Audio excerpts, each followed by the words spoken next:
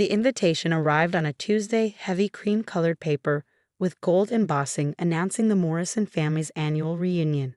I stared at it, running my fingers over the raised letters while memories of past humiliations played through my mind like a worn-out film reel. My name is Olivia Morrison, but these days I go by Liv Carter in the business world. 10 years ago, I was the family's greatest disappointment, the girl who walked away from our family's banking empire to pursue foolish dreams of working in hospitality. The phone rang, interrupting my thoughts. My cousin Diana's name flashed on the screen. I already knew why she was calling. Olivia, her voice dripped with artificial sweetness. I assume you received the invitation. I did. Well, darling, I'm calling to let you know that perhaps it's best if you skip this year's reunion. The Starlight Grand is quite exclusive. The required attire alone. I glanced out my office window at the Manhattan skyline, suppressing a smile. The Starlight Grand, my flagship hotel, though the Morrison family didn't know that. They had no idea that LC Hotels, the fastest-growing luxury hotel chain in the country, belonged to their poor relation. Are you saying I can't afford it, Diana? Oh, don't be dramatic. It's just that, well, we have some very important guests coming. The governor, several CEOs. We can't have anyone feeling uncomfortable. By anyone, she meant herself. Heaven forbid her successful friends discover her cousin worked in customer service. What would they think? I see I kept my voice neutral. And who chose the venue? I did, of course. Pride filled her voice. Daddy says I have excellent taste. The Starlight Grand is the most prestigious hotel in Manhattan. I had to pull some serious strings to book it for our reunion. I bit back a laugh. Diana hadn't pulled any strings. Her request had come through our regular booking channels, and I personally approved it last week. In fact, I'd given them a special rate, about 30% higher than our standard fee. That must have been difficult, I said mildly. Well, not everyone has my connections. The owner, L.C. Carter, is notoriously private, but her staff was quite accommodating once they heard the Morrison name. Of course they were. I'd instructed them to be. How interesting. Anyway, Diana continued, I'm sure you understand. Perhaps next year, if your situation improves.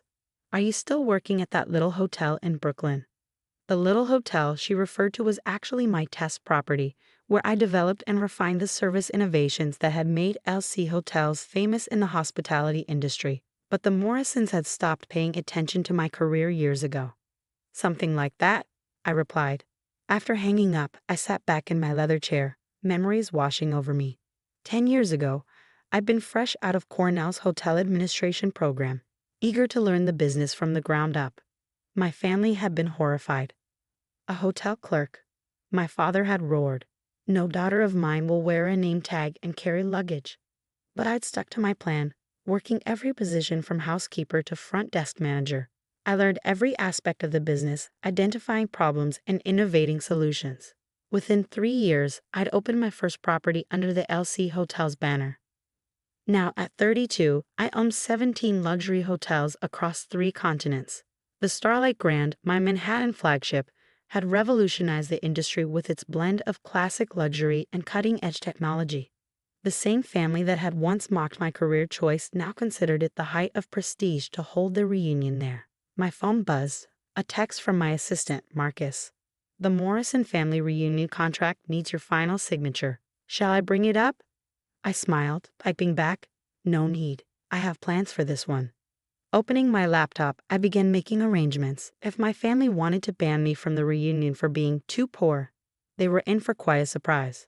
The Starlight Grand was about to host a revelation none of them would ever forget. Memories flooded back as I worked. Every snide comment, every dismissive glance, every family gathering where I was seated at the far end of the table, away from the successful relatives. Diana's wedding 3 years ago had been the worst. She'd seated me with the catering staff, telling everyone it was so I feel more comfortable with my own kind. The fact that I'd already owned 12 hotels by then didn't matter. They'd never bothered to look beyond their own assumptions. My sister Madeline had been the only one to stay in touch, though even she didn't know the full extent of my success. She called just as I was finalizing the arrangements. Liv, Diana called me. She said she had to uninvite you from the reunion. I'm so sorry. Don't be, I replied, signing the last document with a flourish. Actually, I have a favor to ask. Could you make sure everyone arrives exactly at 7 p.m.? It's important. Why? What are you planning? Let's just say Deanna isn't the only one with connections at the Starlight Grand. The next 2 weeks passed in a blur of preparation. I personally supervised every detail, from the menu to the floral arrangements. The Morrison family wanted luxury. I would give them a show they'd never forget. The night before the reunion, I stood in the hotel's grand lobby, watching the staff polish every surface to a mirror shine. The crystal chandeliers sparkled overhead, and the marble floors gleamed like sheets of ice. Everything was perfect. Marcus appeared at my side, tablet in hand. All arrangements are in place. The new signage will be unveiled at exactly 7:15 p.m. tomorrow. Are you sure about this? I nodded, thinking of Diana's condescending phone call, of years of subtle and not so subtle humiliation. Absolutely sure. After all, it's not every day I get to welcome my family to my hotel. I smiled, imagining their faces when they realized the truth. Tomorrow would change everything, and I was ready. At precisely 6:45 p.m. on the evening of the reunion, I stood in my private office on the top floor of the Starlight Grand, watching the Morrison family arrive through the security feeds.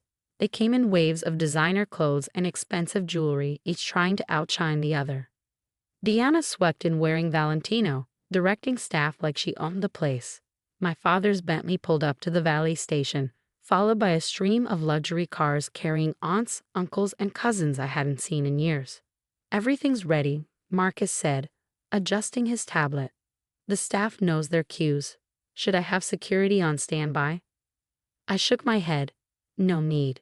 The Morrisons care too much about appearances to make a scene in public. I smoothed down my custom-made suit, Armani, though they wouldn't expect me to know the difference. Let's give them time to settle in. Through the cameras, I watched my family members gather in the grand ballroom. Diana held court near the champagne fountain, loudly explaining how she'd pulled strings to secure the venue. My father stood with his business associates, probably discussing the latest banking merger. Even my distant cousins were there, all carefully positioned to show off their perceived status. At 7:10 p.m., right on schedule, the hotel manager approached Diana with the first hint that something was amiss. Ms. Morrison? I'm afraid there's been a slight issue with the reservation. Diana's face darkened. What kind of issue? I personally arranged everything with your corporate office. Yes, ma'am. It's just that the owner has some specific requests regarding tonight's event. The owner? Diana laughed dismissively. I seriously doubt Elsie Carter concerns herself with individual events. Now, if you'll excuse me. Actually, I said, stepping into the ballroom. Elsie Carter concerns herself with quite a lot of things. The silence that fell over the room was absolute.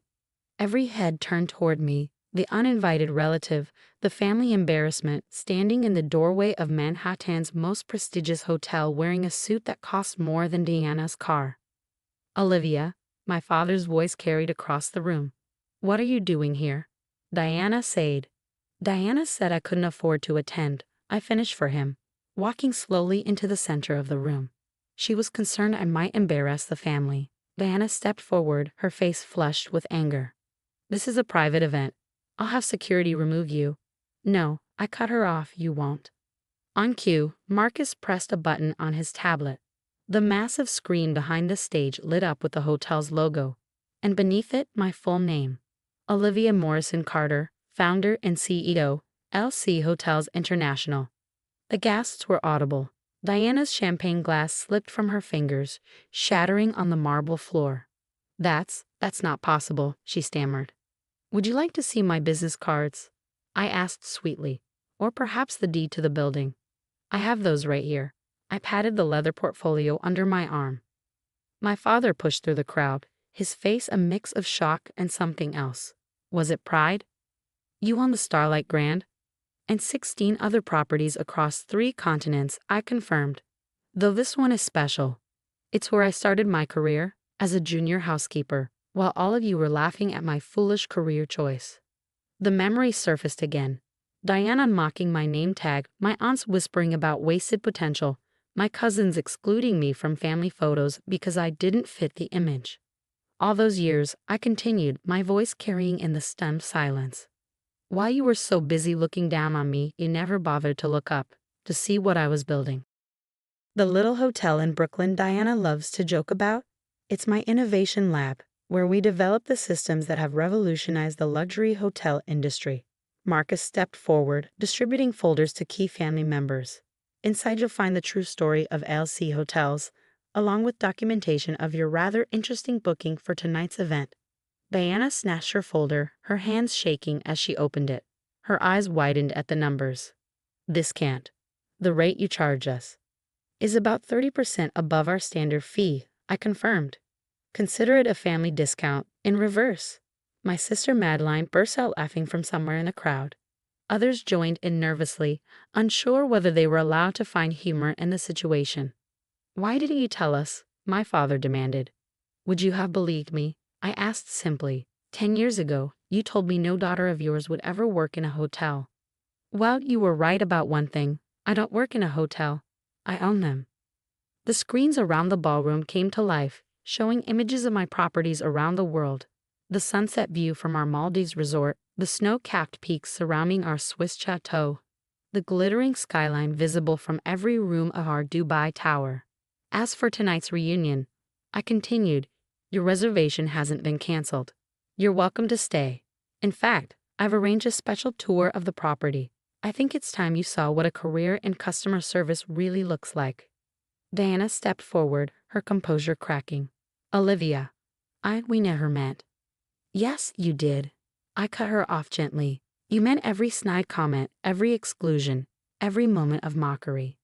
But that's okay, because while you were all so busy maintaining appearances, I was building something real.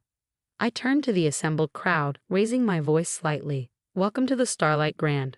My staff will show you to your upgraded suites, though I'm afraid Diana's room had to be downgraded due to a last-minute VIP booking. The irony wasn't lost on anyone.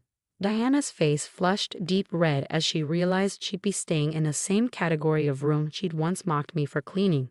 As the family dispersed, guided by my impeccably trained staff, my father lingered behind. I was wrong, he said quietly, about everything. I studied him for a moment, seeing for the first time uncertainty in his eyes. Yes, you were. But would you like to know the best part about owning 17 hotels, Dad? He raised an eyebrow questioningly. I have 17 different presidential suites where you can stay while you figure out how to make things right. A small smile cracked his serious expression. Where did you learn to negotiate like that? Probably the same place I learned about hospitality, by starting at the bottom and working my way up. Something this family never understood. Later that night, after the tours were complete and the family had settled into their rooms, Diana's notably smaller than the others, I stood in my private penthouse looking out over the city.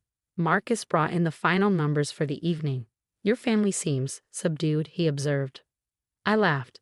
Amazing what a little perspective can do. Did you see Diana's face when she realized her room doesn't have a city view? Are you going to tell them about the expansion? The new properties in Paris and Tokyo? I smiled, thinking of the contracts sitting on my desk. The Starlight Grand was just the beginning. Let's save something for next year's reunion. After all, every good hotelier knows the importance of repeat business. As the city lights twinkled below, I thought about the long journey from that first day as a housekeeper to this moment. Success wasn't about proving them wrong, it was about proving myself right.